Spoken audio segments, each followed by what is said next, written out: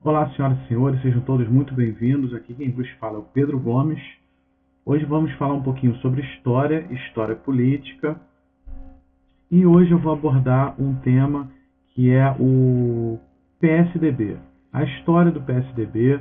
Aqui tem uma matéria com 32 capas de jornal que vão te lembrar como foi o Brasil dos anos 90. Desemprego, arroz salarial, apagão elétrico, escândalos, mendigagem ao FMI e, claro, privatizações. Relembre, por Paulo Henrique Amorim, conversa fiada. Fernando Henrique Cardoso governou o Brasil por 8 anos, entre 95 e 2002. Colecionou fracasso e terminou seu segundo mandato com 26% de aprovação.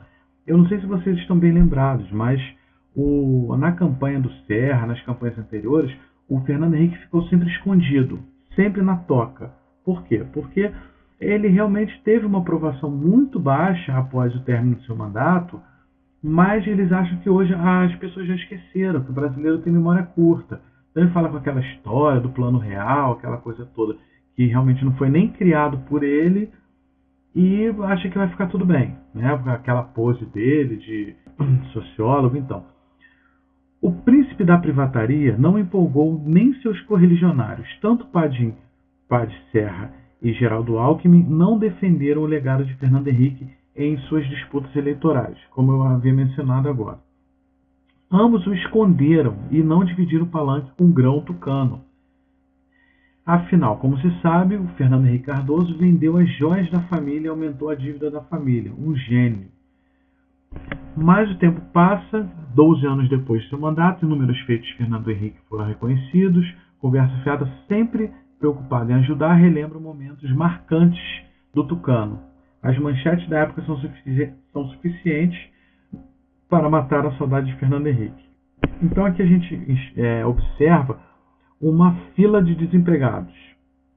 Como eu já vi várias vezes no Rio de Janeiro, a gente acompanhava nas manchetes de jornal, 15 mil brigam para ser lixeiro no Rio. Então, outras manchetes aqui, uma coleção delas aqui. País é o quarto do mundo em desemprego.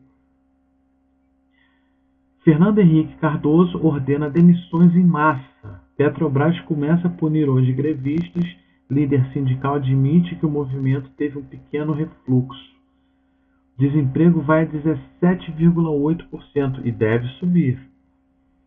Trabalho. SEDAI e Diese divulga taxa de janeiro na Grande São Paulo, a maior do mês desde 85, e prevê pior até abril. Desemprego sobe a 19,7% em São Paulo.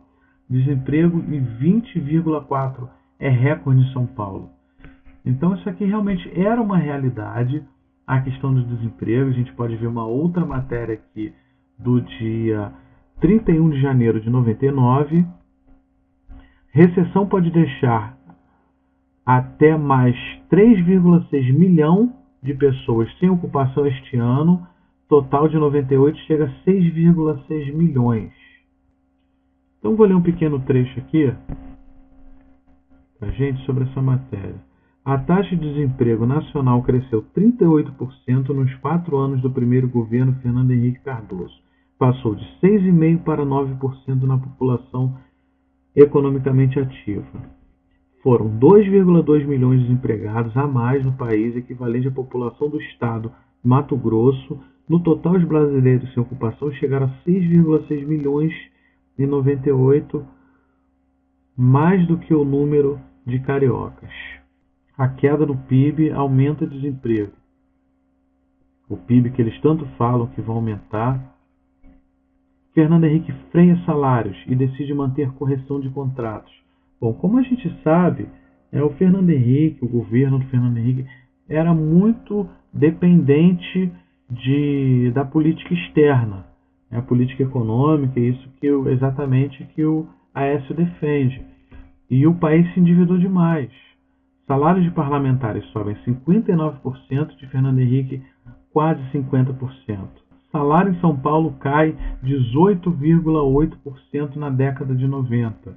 Então isso aqui a presidente Dilma fala bastante, a questão do arroxo salarial, que é a diminuição do salário. O salário médio real do trabalhador caiu 18,8% na região metropolitana de São Paulo na década de 90, segundo o Diese. em 89, os trabalhadores paulistas recebiam, em média, R$ 1.020. 10 anos depois, o salário médio caiu para 828. Então, essa é a realidade do governo do PSDB, que enche a boca para falar que vai colocar o Brasil no eixo, mas ele não tem realmente capacidade técnica para cumprir com essa promessa de governo. Aqui um escândalo que foi muito abafado pela mídia, a gente tem que observar isso porque esse aqui é o nosso tesouro. Nióbio só é encontrado no Brasil. A jazida de nióbio será vendida por R$600 mil. Olha só, é um absurdo, é um disparate isso aqui, R$600 mil, né? Tudo bem que na época aqui de 97 valia muito mais do que hoje em dia, mas para uma jazida de nióbio, óbvio que é muito barato. Petrobras vira Petrobrax por $50 milhões, com o objetivo de facilitar a aceitação da empresa no mercado internacional. O X está associado à tecnologia, disse Reitzel. O nome Petrobras estava ligado ao monopólio, que foi quebrado em 97. Hoje em dia, o final Brás é muito mais um ônus que uma vantagem justificou ainda. De acordo com Reitzel, a mudança da marca deve levar de 5 a 6 meses para ser colocada na prática e de 2 a 3 anos para que ela apareça com bastante amplitude. O presidente Fernando Henrique Cardoso soube da mudança há uma semana e, segundo Reitzel, aceitou sem restrições. Partiu o próprio presidente da Petrobras lembrar que a mudança encerra um ciclo de 50 anos. A Petrobras estima em 50 milhões o gasto com o conjunto de ações para a substituição do nome. Esta cifra corresponde ao custo da pesquisa de mercado, criação do logotipo, campanhas publicitárias na mídia nacional e internacional. Um absurdo, um disparate. Ia se gastar o dinheiro aqui, o nosso dinheiro, para fazer uma propaganda para poder vender a empresa. Então, realmente é uma coisa impensável. A Petrobras pode ser vendida em 3 anos. A privatização da empresa começará a ser discutida depois da abertura do monopólio operacional. Rio. A privatização da Petrobras deve entrar na pauta em discussão no governo depois da transição do setor de petróleo de monopólio operacional. Olha só como é que eles falam, gente. Eles usam uma linguagem complicada que a gente não entende nem direito o que está acontecendo. Está sendo privatizado. Começa a falar que é um monopólio operacional, tá, para confundir as pessoas do que realmente está acontecendo, que estão vendendo a empresa a preço de banana. Eles afundaram uma plataforma de bilhões de dólares. Hoje em dia se fabrica essa plataforma aqui. Antigamente isso era completamente impensável. Eles achavam que a gente não tinha capacidade para fazer uma coisa dessas. Produzir, ainda mais hoje em dia, que a gente está produzindo submarinos nucleares, estamos realmente com uma indústria naval fortalecida. Jamais alguém acreditou que isso poderia ser possível. PFL pressiona pela venda da Petrobras, da Eliane Cantanhede. Então aqui você vê uma clara defesa, né, que pressiona pela venda como se fosse uma coisa ótima. A imprensa também pressiona. Aqui não está escrito, mas vocês podem ter certeza que o objetivo da imprensa era que realmente ela fosse vendida para atender a interesses norte-americanos. Porque a mídia ela tem laços, tem braços nos Estados Unidos. Para mim isso não resta a menor dúvida. Começou na época da ditadura, quando ela recebeu o dinheiro do governo norte-americano. Então, com certeza, até hoje ainda tem laços fortes. E aqui mais uma matéria da Petrobras sobre a mudança de nome para facilitar a privatização. Von Hausen quer vender a Petrobras. O presidente do PFL incluiria também o Banco do Brasil para manter câmbio. Então, gente, olha só, isso já aconteceu. Não é nenhuma novidade. Se a gente chegar hoje e falar, poxa, mas será que o PSDB vai ter coragem de vender? Ele já tentou fazer isso. O presidente do PFL, senador eleito Jorge Von Hausen, Santa Catarina, quer que programas de privatização das estatais brasileiras incluam a Petrobras e o Banco do Brasil, preocupado com a política dos juros altos que faz saltar o endividamento interno e consome os recursos das privatizações. Olha só, então eles tinham ainda esse problema, eles privatizavam e diziam aqui que o banco comia os juros do banco comia esse dinheiro da privatização, é um descalabro, sabe? É uma privataria. Então, o Banco do Brasil, que foi tido como o banco mais forte do mundo durante aí o governo Lula. Gilbert Jean propõe encolher Petrobras. A redução do tamanho da Petrobras na economia brasileira foi defendida ontem pelo diretor-geral da Agência Nacional de Petróleo e pelo diretor Júlio Colombo Neto. Eles entenderam que a Petrobras deve fazer parte das suas 11 refinarias para permitir uma maior participação do capital privado no refino de petróleo do Brasil. Bom, eu vou parar por aqui nessa matéria. Vamos para a próxima aqui, porque a gente já entendeu, né, sobre a Petrobras, bancos, o que pode acontecer. Pode realmente haver aí um problema muito sério e que não tem volta. Pesquisa da Fundação SEAD conclui que 2 milhões com idade entre 18 e 24 anos não estão matriculados em São Paulo. 56% dos jovens estão fora da escola. Segundo a pesquisa, 44,3% dos que abandonaram os estudos não concluíram os 8 anos de escolaridade obrigatória. A secretaria culpa o sistema antigo. É muito mais fácil colocar a culpa no sistema antigo. O país tem 50 milhões de indigentes. Vocês sabem o que é isso? Isso aqui gera uma criminalidade assustadora. Isso aqui gera realmente um futuro. Imagina o futuro dessas crianças, desse pessoal aqui que é indigente, que cria os seus filhos nessa situação, sabe? E vão realmente viver para o resto da vida mais da sociedade. Quer se falar em meritocracia? A gente tem que oferecer oportunidades iguais para todo mundo. Essa questão da meritocracia já foi derrubado, esse argumento que não é válido. Fernando Henrique Cardoso diz que há risco de o país virar Argentina. Rumo às eleições. Para o presidente, se os próximos governantes forem competentes, acaba a situação de tranquilidade. 2002. Que ele já vai votar pela reeleição. Então aqui o Fernando Henrique foi muito esperto.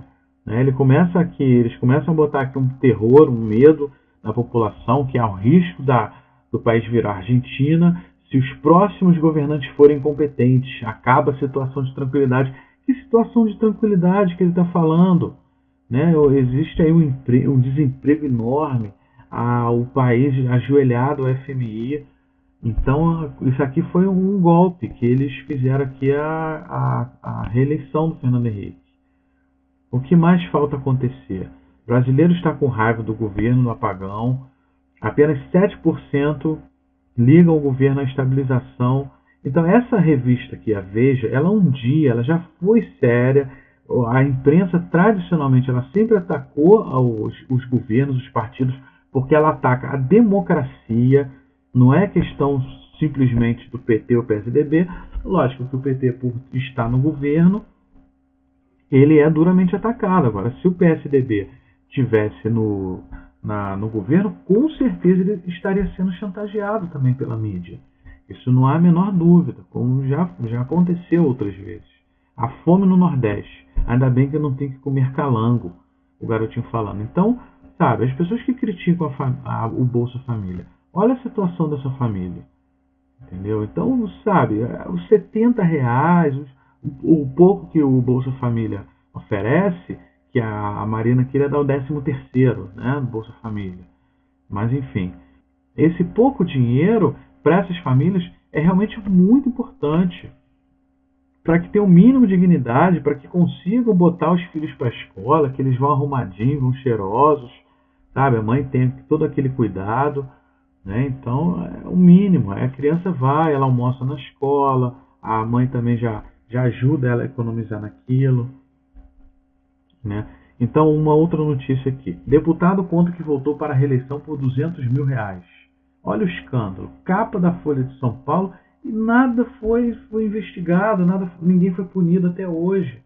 Então, é realmente um absurdo se falar de corrupção. O PSDB é o partido sabidamente mais corrupto dessa república. Fernando Henrique diz que é vagabundo quem se aposenta aos 50 anos. Mas o Fernando Henrique, ele mesmo, se aposentou aos 37 anos. Então é muito fácil falar, né, dos outros. Então vou até evitar comentar essa notícia aqui, porque realmente é um absurdo. Conserto da privatização exige até 9 bilhões de reais. Precisa falar mais alguma coisa? O país precisa de 40 bilhões de dólares do FMI, dizem analistas. Então esse é o ajuste fiscal, essa é a austeridade que o PSDB quer promover para o Brasil. Vender todos os bancos, vender a Petrobras, começar a precisar de dinheiro emprestado novamente, arriscar dinheiro no mercado. A estratégia será seguir receita do FMI. Aqui, Folha de São Paulo, na data de 22 de novembro de 2002. FMI elogia Brasil e aumento dos juros. Então, vejam bem, o FMI voltou a dar pitaco, né, na nossa economia. Justamente porque para ele não interessa que a gente continue bem. A gente tem que estar ferrado para eles ganharem dinheiro. Banco norte-americano quer adoção de Real 2. O resultado altamente insatisfatório das contas públicas. Isso está devendo, né? Para onde está indo o dinheiro? Por que hoje em dia se consegue fazer muito mais com dinheiro? E essa pergunta não martela na cabeça dessas pessoas que leem uma matéria dessa, né? Que foi saída aqui, ó, na Folha de São Paulo, na mídia golpista. Então, os bancos norte-americanos, bancos que têm o interesse que a gente arroche mais, que a gente adote aqui um Real 2 e que faça políticas realmente interessantes para eles lucrarem, é claro que eles vão apoiar, vai sair na mídia e as pessoas vão achar que realmente é o único remédio. Lula herda de Fernando Henrique dívida de 1 bilhão na Previdência. Então, como que o Armínio Fraga quer negar isso? Né? Aqui do Jornal do Brasil, sabe? Não há como questionar isso. Na entrevista que nós assistimos no G1, né, com o Armínio Fraga e o Guido Mantega, ele negou isso. Então eles negam a herança que eles deixaram. Eles não sabem, ou eles estão de má fé, estão mentindo. Né? Agora o cara é um mentiroso, sabe? É um mentiroso. Falar que não existe crise internacional, gasolina tem terceiro reajuste em 35 dias. Como é que o Coxinha vem falar para mim, vem questionar o governo controlar aí o preço da gasolina, o governo fazer os aumentos necessários no preço dos combustíveis? É muito menor do que existia anteriormente. Ok? Sobem preços de gás, gasolina e diesel. Banco Central eleva juros a 45% para tentar conter inflação. Gasolina sobe 6,5% nos postos no dia 11. Então o Dr. Armínio Fraga realmente é um mentiroso. Ele não consegue ter um pensamento coerente, falar a verdade, sobre o que eu estava me referindo, né, sobre a crise mundial. Como é que pode? Eles não sabem ler, não leem o jornal, entendeu? É muita má fé. Eles mentem para a gente descaradamente. Eles acham que nós somos completos retardados. Tá? Eles tratam a população como completos retardados. E publicam no jornal. O jornal defende essa política econômica porque fala que fora PT. Mas não sabe. É uma irresponsabilidade muito grande. Entendeu? As pessoas por quererem, sabe, achar uma frasezinha linda que faz sucesso e todo mundo acha bonitinho, ficar curtindo aquilo, fora PT, fora PT, fora PT, mas não sabe o que representa isso, quem está por trás disso, o porquê disso, a pessoa não raciocina mais. Virou uma coisa assim, parece mortos-vivos. 63% da indústria diz que vai demitir. Conta de luz aumenta 16,61% a partir de hoje. Pesquisa da CNI, 75,7% do setor acredita que terá de reduzir a produção em razão da crise de energia. Sucessor de Fernando Henrique Cardoso terá menos da metade da verba para investir. Juros nos bancos atinge 79% ao ano. Taxa média cobrada em empréstimos é a maior desde fevereiro de 2000. Aqui a gente está em 28 de novembro de 2002. Taxa média cobrada em empréstimos é a maior desde fevereiro de 2000. BC recomenda compras à vista. Inflação é generalizada e assustadora, diz FIPE. A inflação segue em alta em São Paulo. Nos últimos 30 dias, até 22 desse mês, os preços subiram em média 2,4%, segundo a FIPE. É a maior taxa de inflação desde agosto de 95. Para o coordenador adjunto do IPC, da FIPE, Juarez Rizelli, a tendência de alta de preços é generalizada e assustadora. Para o economista, a própria expectativa de alta da inflação já começa a influir. FHC descarta reaquecer a economia. Estudo vê aumento no QI das crianças. O presidente apoia juros altos e âncora cambial contra a inflação. Política defendida por Gustavo Franco e criticada por Serra. Bom, senhores, então é realmente um absurdo. Eles não têm a menor responsabilidade com a economia. O senhor Armínio Fraga, ele é completamente desinformado, ele é um mentiroso, o Fernando Henrique é um incompetente e o Aécio Neves não tem experiência nenhuma em relação a isso. A única experiência que ele tem é de acabar com Minas Gerais.